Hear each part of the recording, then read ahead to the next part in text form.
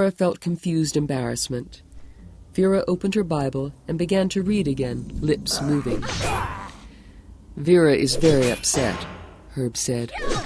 "We're both upset. You are too, from the look of you." "Yes." "Did you and Johnny have a good time last night?" he asked. "At your fair?" "Yes," she said, the lie and the truth of that simple word all mixed up in her mind. "Yes, we did, until... well, I ate a bad hot dog or something. We had my car, and Johnny drove me home to my place in Vesey. I was pretty sick to my stomach. He called a cab. He said he'd call me in sick at school today. And that's the last time I saw him." The tears started to come then, and she didn't want to cry in front of them, particularly not in front of Vera Smith, but there was no way to stop it. She fumbled a Kleenex out of her purse and held it to her face. "There now," Herb said and put an arm around her. "There now." She cried, and it seemed to her in some unclear way that he felt better for having someone to comfort. His wife had found her own dark brand of comfort in Job's story, and it didn't include him.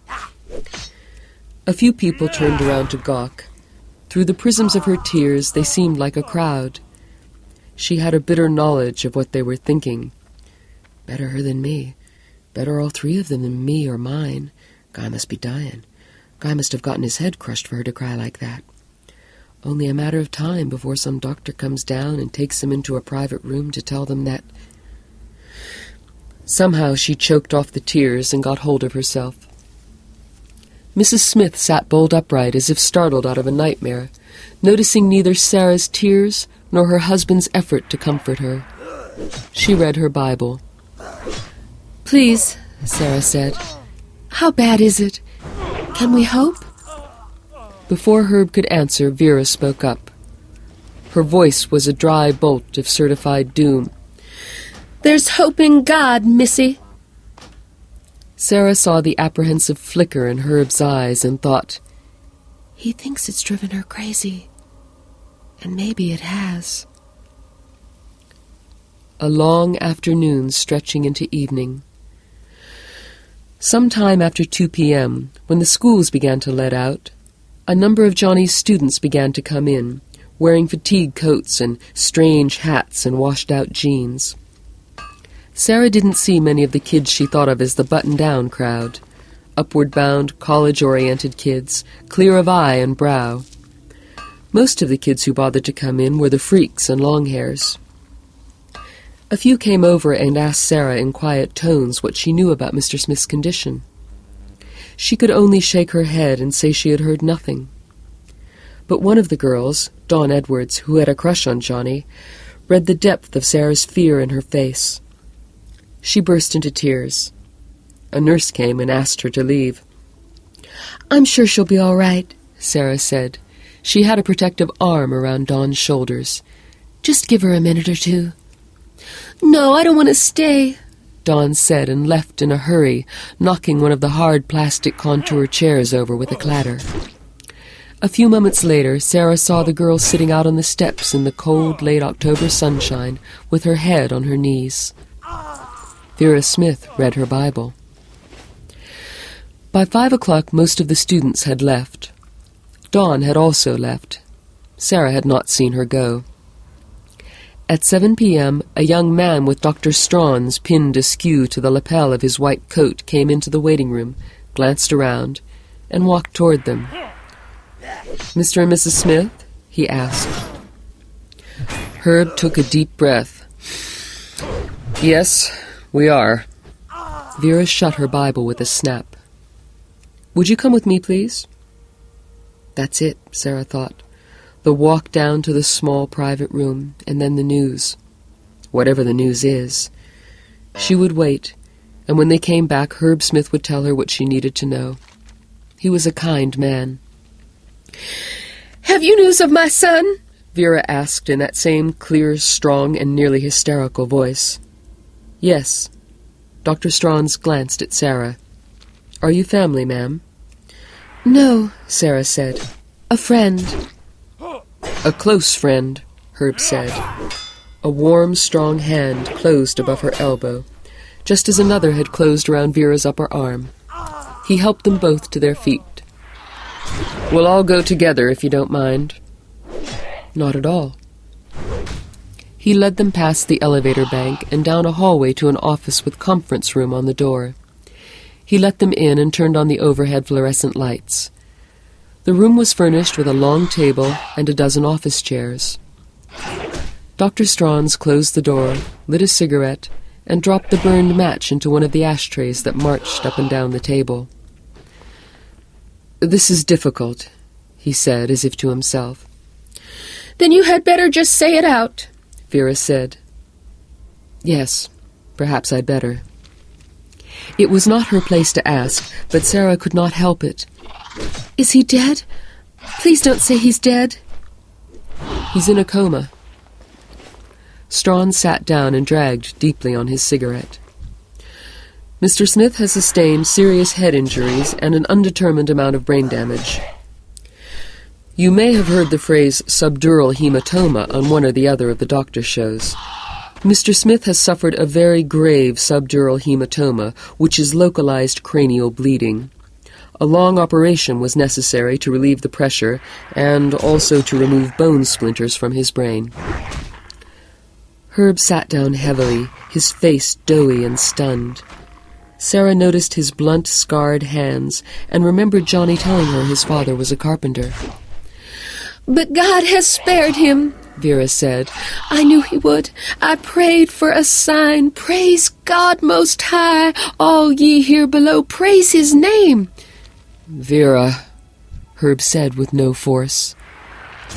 "In a coma," Sarah repeated. She tried to fit the information into some sort of emotional frame and found it wouldn't go. That Johnny wasn't dead, that he had come through a serious and dangerous operation on his brain, those things should have renewed her hope. But they didn't. She didn't like that word, coma. It had a sinister, stealthy sound. Wasn't it Latin for sleep of death? "What's ahead for him?" Herb asked. "No one can really answer that now," Strawn said. He began to play with his cigarette, tapping it nervously over the ashtray. Sarah had the feeling he was answering Herb's question literally while completely avoiding the question Herb had really asked. "He's on life support equipment, of course." "But you must know something about his chances," Sarah said. "You must know—" She gestured helplessly with her hands and let them drop to her sides. "He may come out of it in 48 hours, or a week, a month. He may never come out of it, and there is a strong possibility that he may die. I must tell you frankly that's the most likely. His injuries... grave." "God wants him to live," Vera said. "I know it." Herb had put his face into his hands and was scrubbing it slowly. Dr. Strauns looked at Vera uncomfortably. "I only want you to be prepared for any eventuality." "Would you rate his chances for coming out of it?" Herb asked. Dr. Strauns hesitated, puffed nervously on his cigarette. "No, I can't do that," he said finally. The three of them waited another hour and then left. It was dark. A cold and gusty wind had come up, and it whistled across the big parking lot. Sarah's long hair streamed out behind her. Later, when she got home, she would find a crisp yellow oak leaf caught in it. Overhead, the moon rode the sky, a cold sailor of the night. Sarah pressed a scrap of paper into Herb's hand. Written on it was her address and phone number. "Would you call me if you hear something? Anything at all?" "Yes, of course." He bent suddenly and kissed her cheek, and Sarah held his shoulder for a moment in the blowing dark. "I'm very sorry if I was stiff with you earlier, dear," Vera said, and her voice was surprisingly gentle. "I was upset." "Of course you were," Sarah said. "I thought my boy might die, but I've prayed. I've spoken to God about it, As the song says, are we weak and heavy laden, cumbered with a load of care? We must never be discouraged. Take it to the Lord in prayer. Vera, we ought to go along, Herb said. We ought to get some sleep and see how things look in the... But now I've heard from my God, Vera said, looking dreamily up at the moon. Johnny isn't going to die. It isn't in God's plan for Johnny to die.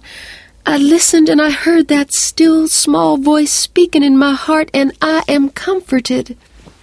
Herb opened the car door. Come on, Vera. She looked back at Sarah and smiled. In that smile, Sarah suddenly saw Johnny's own easy devil-may-care grin. But at the same time, she thought it was the most ghastly smile she had ever seen in her life. God has put his mark on my Johnny, Vera said, and I rejoice. Good night, Mrs. Smith, Sarah said through numb lips. Good night, Sarah, Herb said. He got in and started the car. It pulled out of its space and moved across the parking lot to State Street, and Sarah realized she hadn't asked yet where they were staying. She guessed they might not know themselves yet. She turned to go to her own car and paused, struck by the river that ran behind the hospital, the Penobscot. It flowed like dark silk, and the reflected moon was caught in its center. She looked up into the sky, standing alone in the parking lot now. She looked at the moon. God has put his mark on my Johnny, and I rejoice. The moon hung above her like a tawdry carnival toy, a wheel of fortune in the sky with the odds all slugged in favor of the house, not to mention the house numbers, 0 and 00. House number, y'all pay the house, hey, hey, hey. The wind blew rattling leaves around her legs. She went to her car and sat behind the wheel. She felt suddenly sure she was going to lose him. Terror and loneliness woke in her. She began to shiver. At last she started her car and drove home. There was a great outpouring of comfort and good wishes from the Cleves Mills student body in the following week. Herb Smith told her later that Johnny received better than 300 cards. Almost all of them contained a hesitant personal note saying they hoped Johnny would be well soon. Vera answered each of them with a thank you note and a Bible verse. Sarah's discipline problem in her classes disappeared. Her previous feeling that some returning jury of class consciousness was bringing in an unfavorable verdict changed to just the opposite. Gradually she realized that the kids were viewing her as a tragic heroine, Mr. Smith's lost love. This idea struck her in the teacher's room during her free period on the Wednesday following the accident, and she went off into sudden gales of laughter that turned into a crying jag. Before she was able to get herself under control, she had frightened herself badly. Her nights were made restless with incessant dreams of Johnny. Johnny in the Halloween Jekyll and Hyde mask. Johnny standing at the Wheel of Fortune concession while some disembodied voice chanted, "Man, I love to watch this guy get a beating," over and over. Johnny saying, "It's all right now, Sarah, everything's fine," and then coming into the room with his head gone above the eyebrows. Herb and Vera Smith spent the week in the Bangor house, and Sarah saw them every afternoon at the hospital, waiting patiently for something to happen. Nothing did. Johnny lay in a room on the intensive care ward on the 6th floor, surrounded by life support equipment, breathing with the help of a machine. Dr. Strauns had grown less hopeful. On the Friday following the accident, Herb called Sarah on the phone and told her he and Vera were going home. "She doesn't want to," he said, "but I've gotten her to see reason. I think." "Is she all right?" Sarah asked. There was a long pause, long enough to make Sarah think she had overstepped the bounds. Then Herb said, "I don't know. Or maybe I do and just don't want to say right out that she isn't. She's always had strong ideas about religion, and they got a lot stronger after her operation. Her hysterectomy. Now they've gotten worse again. She's been talking a lot about the end of the world. She's connected Johnny's accident with the rapture somehow. Just before Armageddon, God is supposed to take all the faithful up to heaven in their actual bodies." Sarah thought of a bumper sticker she had seen somewhere. "If the rapture's today, somebody grab my steering wheel." "Yes, I know the idea," she said. "Well," Herb said uncomfortably, "some of the groups she corresponds with, they believe that God is going to come for the faithful in flying saucers. Take them all up to heaven in flying saucers, that is. These sects have proved, at least to themselves, that heaven is somewhere out in the constellation of Orion. No, don't ask me how they proved it. Vera could tell you. Well, Sarah, it's all a little hard on me." "Of course it must be." Herb's voice strengthened. "But she can still distinguish between what's real and what's not. She needs time to adjust. So I told her she could face whatever's coming at home as easily as here. He paused, sounding embarrassed, then cleared his throat and went on. "I've got to get back to work. I've got jobs. I've signed contracts." "Sure, of course." She paused. "What about insurance? I mean, this must be costing a Denver mint." It was her turn to feel embarrassed. "I've talked to Mr. Pelson, your assistant principal there at Cleves Mills," Herb said.